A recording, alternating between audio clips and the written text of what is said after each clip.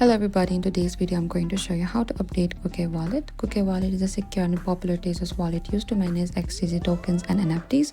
Keeping your Kukai Wallet updated is very important because updates include security improvement, bug fixes and new features. And if you're not sure how to update Kukai Wallet, follow this simple step to update it quickly and safely. You need to check where you use Kukai Wallet. So the update process depends on the device you are using. In order to update your Kukai Wallet, you can go to your App Store over here, and over here on the App Store there's a search bar in the bottom. Type down Kukai Wallet. Over here you need to search for a Kukai Wallet in the purple font. Select there and you need to find to the update, and if an update is available you can select update, wait for the installation to finish and open the app and log in normally, and that is it. And updating Kukai Wallet regularly helps keep your funds secure and ensures the wallet works smoothly without errors. And by checking your app of Kukai through your Play Store or the App Store, you can easily keep your Kukai Wallet up to date within just few minutes. Thank you for watching this video. I hope I could help you. Don't forget to like, share and subscribe. If you have any trouble or confusion, please comment down below and we will reach out to you very soon.